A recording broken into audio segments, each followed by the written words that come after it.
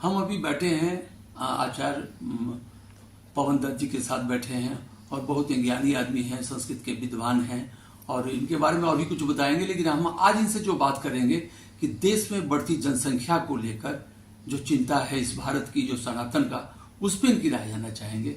आपका बहुत स्वागत है हमारे एने में। हम जानना चाहते हैं कि आप जनसंख्या को लेकर आपके दिमाग में क्या चल रहा है, कि क्या सरकार को करना चाहिए, हम लोगों को क्या करना चाहिए। जिस गति से जनसंख्या बढ़ रहा है ये चिंता का विषय है। अथातो ब्रह्म जिज्ञासा एक शब्द है संस्कृत का, उसमें यह बताया गया है कि ब्रह्म की जिज्ञासा प्रत्येक मानव में होनी चाहिए। लेकिन भर्तृहरि जी, दधीची जी और जितने भी सप्त ऋषि हुए हैं, इन सप्त ऋषियों के माध्यम से उस समय एक ऐसा बिंदु रखा गया कि भारत भूमि हो अथवा कोई भी पृथ्वी पर कहीं भी जब भार बढ़ेगा तो उस समय विनाश की ओर अग्रसर होगा।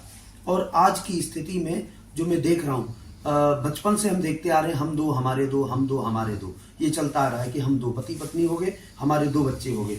लेकिन किसी समुदाय में हम दो हमारे 12, और साथ साथ में यहाँ की जनसंख्या की वृद्धि क्रम तो हो ही रहा है। साथ में प्रत्येक बॉर्डर से, चाहे म्यांमार हो, बांग्लादेश हो, नेपाल हो, पाकिस्तान हो, चाइना हो, कहीं किसी भी तरफ से कोई ना कोई समुदाय के लोग, कोई ना कोई लोग घुसते चले आ रहे हैं। हमारे भारत के लोग जो ऋषि पुत्र कहे गए हैं वो इतने कमजोर हो गए हैं क्या कि 500 रुपए, 1000 रुपए लेकर के अंदर प्रवेश करा देते हैं। आज की स्थिति में मैं सरकार से जानना चाहता हूं और सरकार के उच्च पदों पर बैठे हुए जितने अधिकारी हैं उनसे मैं निवेदन करना चाहता हूं कि आज आप ध्यान नहीं देंगे, आज देर हो चुकी है। ऐसा आप मत माने कि देर नहीं, अभी आगे करेंगे जाके, आज देर हो चुकी है। लेकिन जब आपकी नाक तक पानी आ गया है, आप जब सांस नहीं ले पाएंगे तो आप कुछ करने लायक नहीं रह जाएंगे। आप करने लायक बनेंगे तब बनेंगे जब आज आपका यथोचित एक भाव से, एक दृष्टि से, एक समायोजन से इसके ऊपर कोई ना कोई आपको रूल लाना पड़ेगा। और साथ साथ में मैं ये कहना चाहता हूं, जनसंख्या वृद्धि भारत के लिए अनुपयोगी है।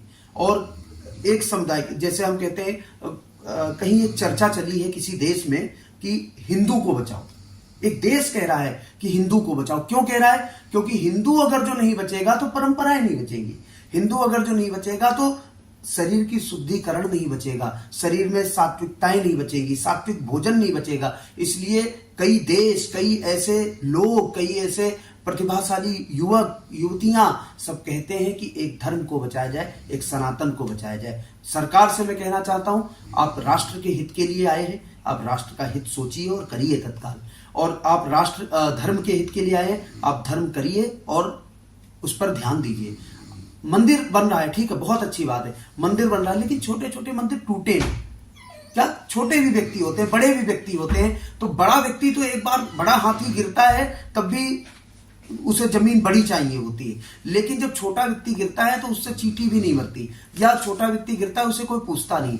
तो इसलिए मेरा कहने का मतलब यह है कि छोटे छोटे बिंदुओं पर ध्यान दिया जाए और बढ़ती हुई जनसंख्या पर नियंत्रण का कार्य तत्काल किया जाए, यह मैं मांग करता हूं। और साथ साथ में इस प्रकार की मांग के साथ में मैं इसके लिए सड़क पर भी उतरने के लिए तैयार हूं, मैं इसके लिए आंदोलन करने के लिए तैयार हूं। जहां से आप चाहें, जहां से लोग चाहेंगे, हमारे साथ में बहुत सारे समुदाय हैं, बहुत सारे लोग हैं। और मैं धर्म की नीति से और राष्ट्र की नीति से, संस्कृति की नीति से, ऋषि परंपरा से, राज परंपरा से, जो राजा लोग हैं उनकी परंपरा से, राजा लोगों का एक ध्येय होता था कि हमारी प्रजा में किसी भी प्रकार से जनसंख्या ना बढ़े, जिसके हम रक्षा कर सके। अपनी प्रजा का पालन वही राजा कर सकता है जिसकी जनसंख्या उसके नियंत्रण में होगी। लेकिन दिल्ली की कागजों में देखा जाए तो 1.5 से 2 करोड़ जनता आती है कि दिल्ली में इतने लोग हैं, लेकिन अगर जो आप खोजेंगे तो 3.5-4 करोड़। कहां से आ गए लोग? क्यों आ गए? जिनके पास आईडी नहीं है, जो आईडी बनवा रहे हैं, जो प्रूफ करा रहे हैं, जो अपने प्रूफ दिखा रहे हैं, कहां से आ रहे हैं, क्यों आ रहे हैं? कोई भीख मांग रहा है तो अन्य देश का निकल रहा है, कोई माला डाल करके घूम रहा है वो भी अन्य देश का निकल रहा है, कोई धार्मिक अपने आप को कह रहा है वो भी अन्य देश का निकल रहा है। और जो वास्तविक लोग हैं, जो सही लोग हैं, जो इस भारत के, जो इस खून से, इस पृथ्वी से, भारत भूमि से निकले हुए अन्न को खा करके बड़े हुए, आज उनके लिए प्रश्नवाचक चिन्ह बना हुआ है। तो ये भैया, मैं सबसे हाथ जोड़ करके निवेदन करता हूं, जो राजा हैं, इस देश की परंपराओं को चलाने वाले हैं और इस देश की राष्ट्रीयता के लिए जिनको नियुक्त किया गया है, आपको नियुक्त किया गया है, आप तत्काल ध्यान दीजिए, नहीं तो मैं इस आंदोलन को बढ़ाऊंगा और आपके लिए सोचने पर विवश करना पड़ेगा। और मैं चाहता हूं कि आप ऐसा इस पर ध्यान। एक छोटा सवाल और भी है कि अभी संसद का जो सत्र है, शीतकालीन सत्र भी 1-2 महीने बाद होने वाला है, तो क्या आप मांग करेंगे सरकार से कि इस सत्र में बिल को लाया जाए? मैं तत्काल मांग करूंगा। मैं इसके लिए सब कुछ छोड़ करके महादेव से प्रार्थना करते हुए, माँ गंगा से, हरिद्वार से हूं मैं, माँ गंगा से प्रार्थना करते हुए, देखो सबके लिए, चाहे हिंदू, मुस्लिम, सिख, ईसाई, चाहे जो भी हो, मैं मुस्लिमों से भी प्रार्थना करना चाहता हूं कि आप आपका हित है, आपका जीवन का हित, आपके 12 होंगे तो निश्चित रूप से आपका भी गर्दन काटेंगे वो, क्योंकि आपके कंट्रोल में नहीं रहेंगे। एक पत्नी कंट्रोल में नहीं रहती है, जब उसकी संतुष्टि नहीं कर सकते तो 2-2, 4-4 पत्नियां, उनके बच्चे, क्यों आप भ्रम में फैले हुए हैं? आप उस परंपरा में क्यों जा रहे हैं? आज देखिए 20वीं सदी भी क्रॉस हो रही है। एक कहते थे कि 18वीं सदी, 19वीं सदी, आज 20वीं सदी भी क्रॉस हो रही है। 20वीं सदी के बाद भी आप अगर जो गधावृत्ति और पशुवत समानाम, पशु की वृत्ति से चल रहे हैं, तो इसमें दोष किसी और का नहीं। इसलिए आप ध्यान दें, इस भारत भूमि की जनसंख्या, आपके पास खेत बच रहा है 1 बीघा, 1 बीघा में से 1 कुंटल अगर जो अनाज आता है तो आप कितने दिन खा लेंगे? महीने, 2 महीने।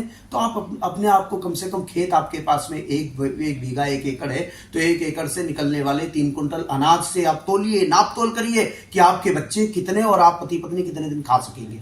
जितने दिन आप उस भूमि से खा सकते हैं उतने ही बच्चे पैदा करो, क्यों ज्यादा जा रहे हैं?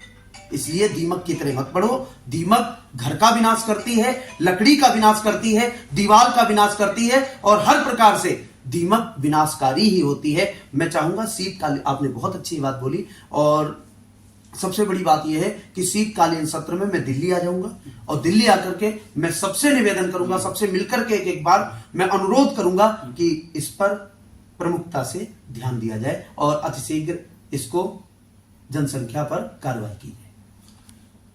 जनसंख्या को लेकर चिंता का विषय है, हमारे लिए भी है, आपके लिए भी है, और राष्ट्र के जो लोग भी हैं, जो देश को चलाते हैं, उनके लिए भी है।